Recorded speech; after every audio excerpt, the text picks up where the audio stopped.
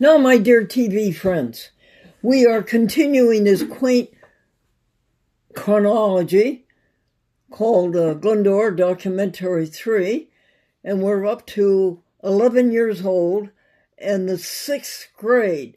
And the 6th grade was a building on the coal estate off of Court Street in Bangor, going from downtown to Ohio Street. And it was so nice, that little one-room school. It was only the 6th grade. It wasn't other grades. And on February 12th, folks, the week of February 12th, the teacher put a picture of Abraham Lincoln on the wall. And we appreciated Abraham Lincoln. And then on the week of February 22nd, the teacher put a picture of George Washington on the wall, a great big picture. And we appreciated George Washington. Nowadays, they combine the both of them. It's called President's Day, and neither one of them gets any mention or any attention. And President's Day is just another holiday, another 3-day weekend.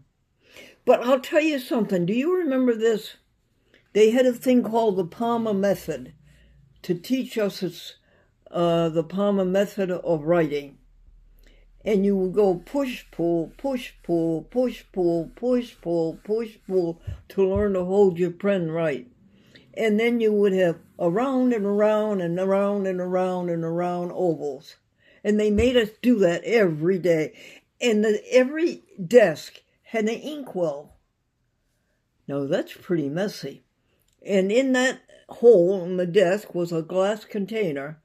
And then the teacher would go around and pour ink into that inkwell. And the pens that they used were a wooden stock with a pen point. And that pen point was so uncomfortable to write with. And Lois Wiggin was my friend, and her daddy, Lois Wiggin, Wiggin. And her daddy was a press operator for the Bangor Daily News. And he looked so much like my dad that when I would see him in Benny's store, or on the street anyway, I would keep looking at him and wondering how he could look at my dad. And he thought he was ill-dressed or something. No. Fractions? What was that, honey? Did you learn your fractions at the school? Oh, yes. In 6th grade, we were being taught fractions. What are the other notes, honey? Smith Street.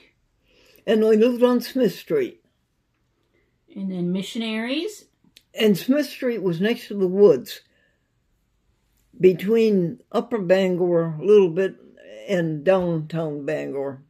And it was a tremendous cliff, a ridge. And what was that you said, dear? Missionaries. Oh, the missionaries. A mother and a dad went to some foreign place in Africa or somewhere, and they were missionaries. And they came back, and they were trying to teach the people to be Christians.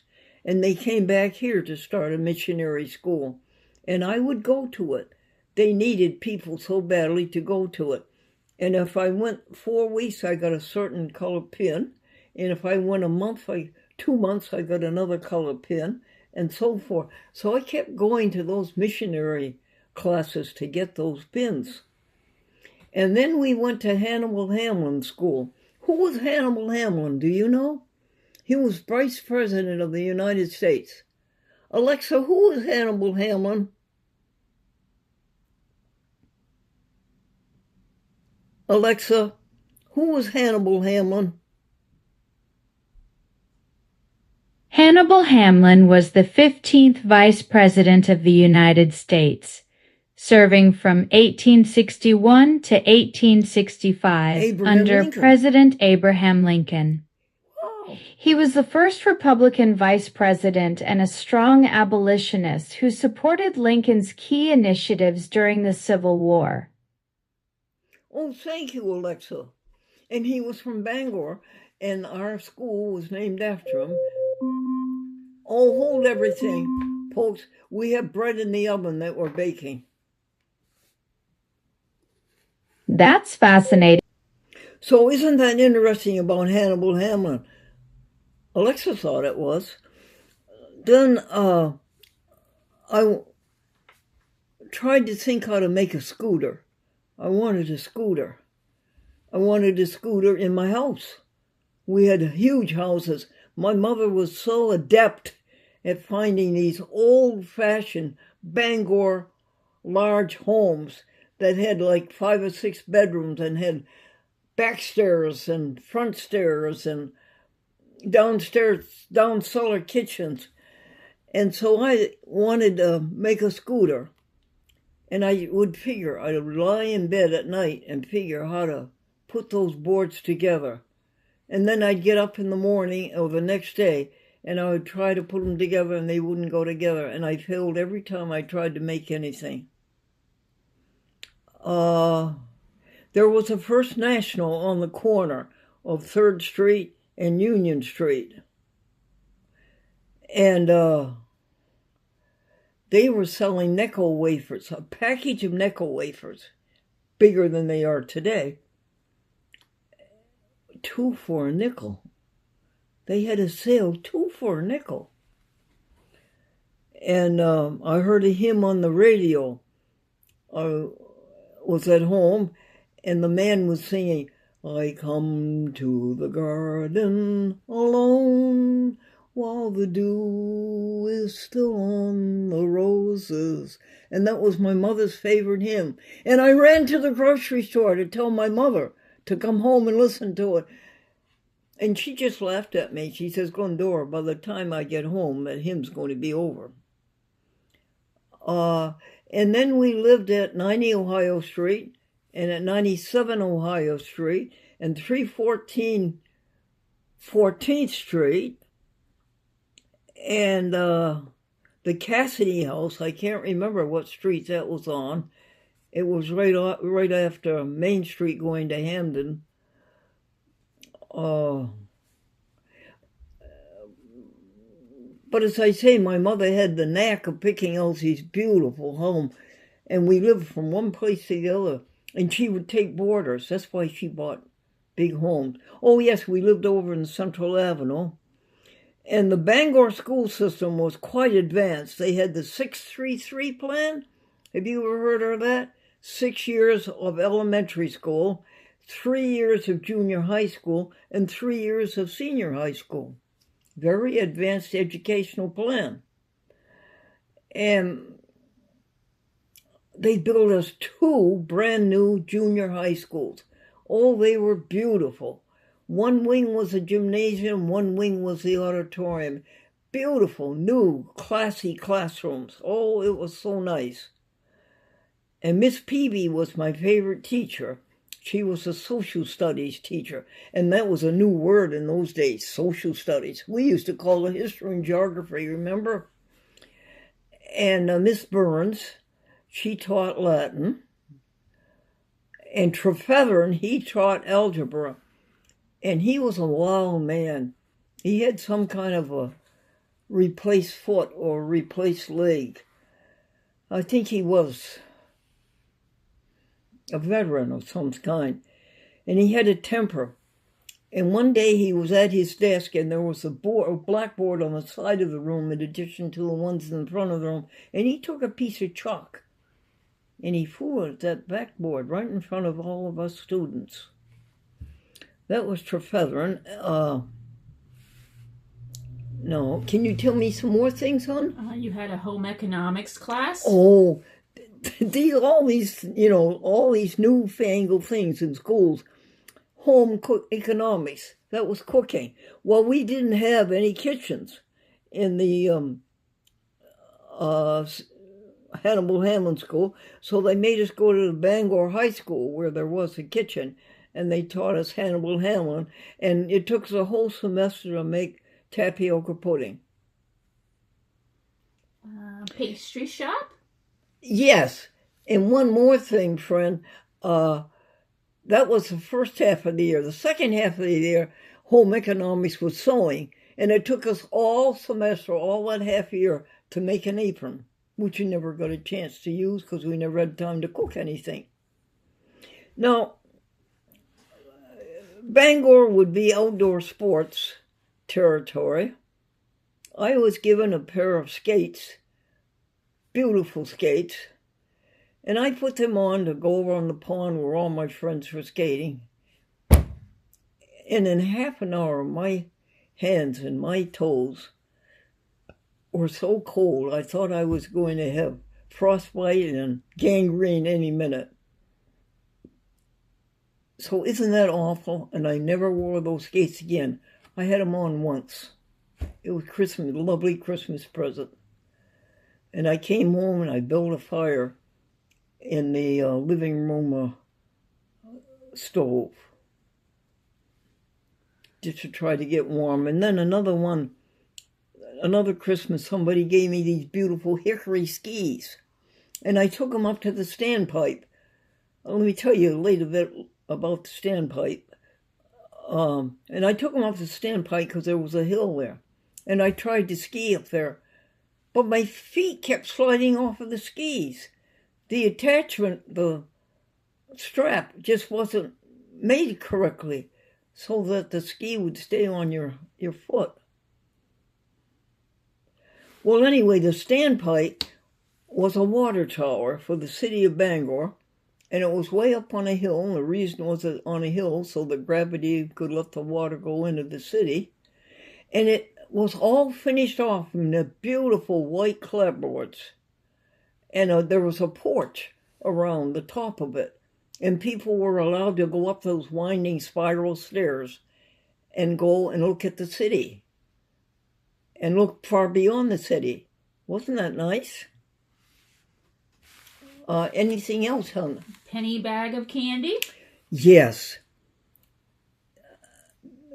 Many of the stores, the candy stores, the pastry stores, and so forth, if they had leftover candy, the bottom of the box, they didn't think it would sell, they would put it in a little paper bag and fold it over and sell it for a penny.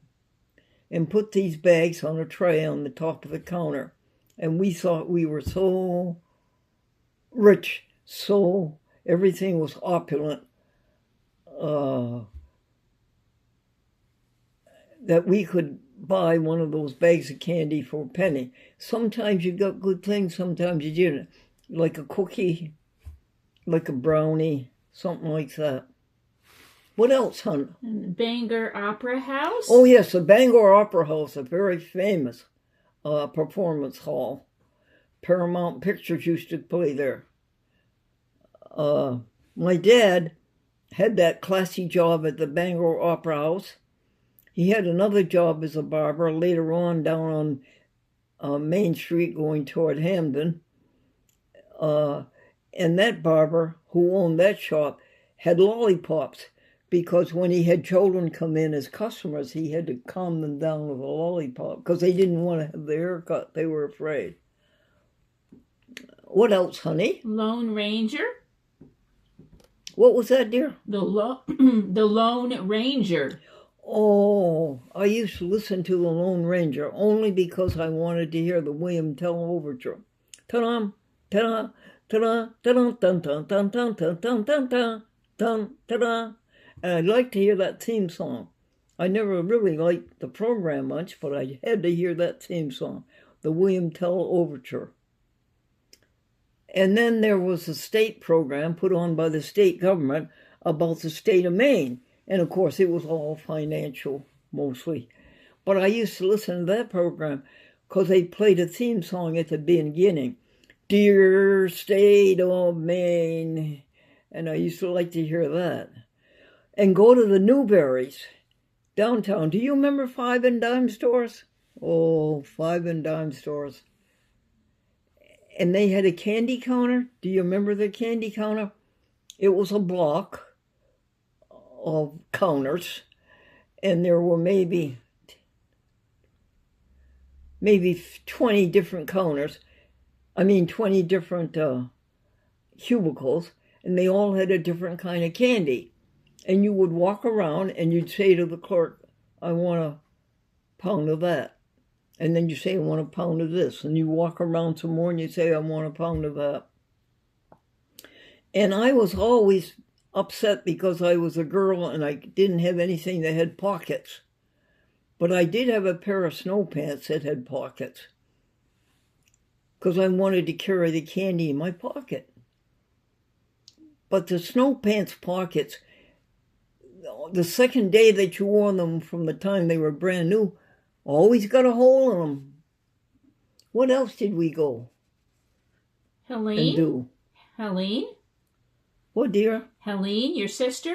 Helene would send us a box of candy. She would send my mother a box of candy. And you couldn't believe how intricate this candy was that she made. Different kinds of fudges, different kind of twirl, creams. Can you imagine anybody being that talented to make all that candy? Just a person? And Schraft chocolate? Chocolates. And I told you that my uncle was an engineer at Schraft Chocolates in Boston. He was a down Maine boy who went out and made something of himself. He grew up in Maine where there wasn't much opportunity, but he went to school, night school down in Boston, and got a degree in engineering and got a job at Schraft Chocolate. They were considered our rich relatives, and they had rich friends, and they would send us secondhand clothing.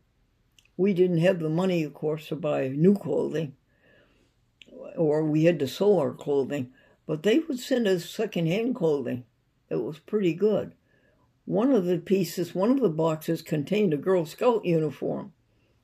I think that's illegal, isn't it, to wear a Girl Scout uniform if you're not a Girl Scout? I never wore it. Borders. What, dear? Borders. Borders. See, my mother would get these great big houses that had 4 or 5 bedrooms in them, and she made a considerable income because my poor daddy couldn't find a job. That old story, he couldn't find a job. And the Borders were interesting people. I met quite a few people that way. And one job that my daddy had in his desperation was selling blankets to poor people out in the country. And they had to pay $1 a week. And then he'd go back to collect the $1 and they didn't have it.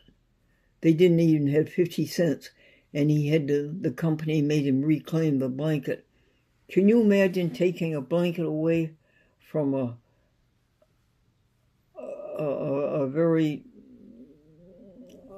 house that was really downhill and didn't have much in it on those cold Maine winter nights? And another job he had was selling little hats. No, selling farmers' hats. And he had a display case, and it had miniatures of these little hats so that the farmers could pick out the hats. And they were tiny little hats, and I used them on my teddy bear, on my 3 teddy bears. What else do we have? Lane construction. Now this was something. My daddy had a sore on his tongue, and they tried to treat it with radium. That's about all we had in those days. And it didn't work. And the sore got bigger and bigger. So the people in Maine gave up on it, and they sent him to Boston for medical treatment. And the radium down there didn't work either. And Harvard Medical School took an interest in him, and they told him outright that this cancer was going to spread through the throat and down the neck, and he didn't have very long to live. They suggested there was one and only one thing they could do, and that is what they called a radical. To go in there, cut out 1/3 of the tongue, cut out all the glands in the neck, all the way down to the shoulder. And he said, what else could he do? Well, they did it. And they observed him for a while, And then they let him go home. They said, come back next month. And he went back next month. They said, okay, come back in 2 months. And he went back in 2 months. And they said, okay. And then 3 months. And then a half a year. And then a year. And then 2 years. And then 3 years. There's 4 years and 5 years. They pronounced him cured. Now, isn't that a story? Harvard Medical School, Huntington Hospital. What else, dear? Bangor Airport. Bangor Airport. Well, let me first tell you that one Sunday afternoon, I was in junior high school, 8th grade, and I was about 13. And all of us, the whole United States, were told that the President of the United States, Franklin Delano Roosevelt, was going to address the nation this Sunday afternoon at 5 p.m. And it was the day of infamy the day of infamy speech, Pearl Harbor, when all those people were killed and all that destruction, the day of infamy, and war was declared on Japan. Ooh, what a day that was. And you began seeing uniforms all over the place. I, a young girl who had never seen a military uniform in her life, was looking at them walking down the street. And the Bangor Airport, which was just a domestic airport, was changed into the Strategic Air Command. And to take those great big planes in the state of Maine, which is on the coast of the United States, which is the next thing to cross the Atlantic Ocean to Nazi Germany, those runways were not big enough. And they all had to be extended, the runways. And the Lane Construction Company in New Haven, Connecticut, got the contract to extend them. And my mother read about it in the paper. And she wrote a letter to the Lane Construction Company offering the workers room and board, because he lived within practically walking distance of the Bangor Airport. And she got the agreement. Well, it really wasn't an agreement. She just got the opportunity. She would get up at 4 o'clock in the morning, and she would pack their lunches, and she would do their washing and start their ironing. Then she would get some breakfast. They would be gone all day, and then she would give them supper. And that was in that little cracker box house on 14th Street. Can you imagine a woman working that hard, plus doing all of the grocery shopping? Well, that brought us out of debt, and that was nice. There was one thing I didn't tell you. We had a Packard vehicle. Do you know anything about the Packard car? Well, it was quite a car, and every year they were the same. They had a long hood with this kind of a opening at the hood, and it was really the classy car. And we happened to get one secondhand. And my mother used to have to go with my dad, because my dad didn't have a license, out into the country and try to sell these things. So I would come home, and there would be nobody home. Nobody home. I don't know, I sort of learned to be alone and to be content alone. Gordon, 4.5 years older than Glendora, had a friend named Donnie, and Donnie had a brother who joined the Marine Corps.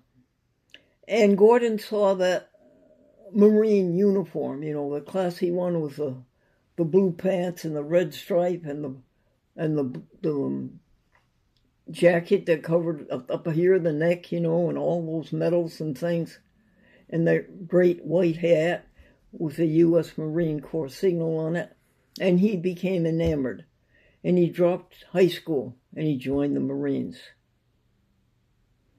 Yes, he got what he wanted, the uniform, because he came home after basic training. And he brought that uniform home and he dressed up and he walked around Bangor and showed his friends. But the rest of it wasn't very nice. He was shipped to Okinawa, to Bougainville, in the jungles, and to fighting, and he was a corporal. And how he ever escaped getting killed. But he did contract that disease, elephantiasis, brought in by mosquitoes, where the leg or the arms grow to enormous sizes. A leg could be this big. And they shipped him home to San Francisco. And then they shipped him to Rhode Island, to the Marine base in Rhode Island. And he saw a woman on a white horse, a woman with beautiful blonde hair and a very nice figure. And that was it. He says, I've got to meet her. And he found a friend who knew her. And the friend introduced her to that woman, and he married the woman. And that was Ginny. And their sons are Stephen and Scott, and I talk to them every week or so. They both live in Maine. They never left Maine. Around Augusta. They both worked for the government, as everybody around Augusta does. It's like Albany. Everybody works for the New York State government. What next, dear? Tuesday night radio. My brother Ralph was in the dining room when there were 5 or 6 of us there, and he was telling us the jokes that Bob Hope said on his program the night before. Bob Hope was on Tuesday at 10 p.m. on NBC. And all the people were laughing at the jokes. And that got me interested in Bob Hope, so I started listening to Bob Hope. And I became an ardent fan of Bob Hope. And I would copy down his things that I heard him say on the radio. I have had scrapbooks of him. I would follow his career everywhere. I had pictures of him, photos. And I became an ardent Bob Hope fan for a number of years. 6 or 7. And someday I'll tell you stories about Bob Hope in Glendora. But that gets us ahead quite a few years. Streetcars. What, dear? Streetcars. Oh, Bangor had streetcars. Bangor Hydroelectric had streetcars. They were terribly noisy. And they went up Ohio Street, they went up Union Street, they went down Main Street, Hamden Street, they went downtown, they went across the other side of the town, the north part of the town. It was a funny experience as a streetcar. When you wanted to go somewhere, you got on a streetcar. It was a really funny kind of a ride. And they would sell passes for the week. And they came in a pass would be 1 week a beautiful magenta, the next week it would be purple, the next week it would be yellow. And that was a great thing to collect, was those passes. And you could go free on those passes once you bought them. But that was quite an interesting thing, the streetcars. Okay, and the last thing on the list is most popular in junior high. Well, I was. And it was because I did things that made the kids laugh and that irritated the teachers, although sometimes the teachers laughed. And that struck a chord, and they would write about me in the school newspaper that I was their favorite, and in the popularity test. When was that? That was at 5th Street Junior High School. By then I had an autographed picture from Bob Hope. I took one of my mother's sheets. You know, Bob Hope always made a joke about how big his nose was. And I sent a sheet to Bob Hope and told him this was a handkerchief for him because his nose was so big. And I got back a letter. Dear Glendora, thank you for the lovely handkerchief, Bob Hope. And I framed that picture and I carried it with me from class to class. And I would set it on my desk. And the teachers didn't object. That's another thing that was introduced. With all these other things I told you about, the new things in the school, rotational classes. It was a brand new thing. One teacher didn't teach you a class all day. You went to specialized teachers. You went to specialized rooms and you rotated classes. Anything else, hon? Oh, that's the last of the list. Really? Yeah. Well, then a big thing happened. This next chapter is really big, what happened, and very unexpected. Remember, the war had started.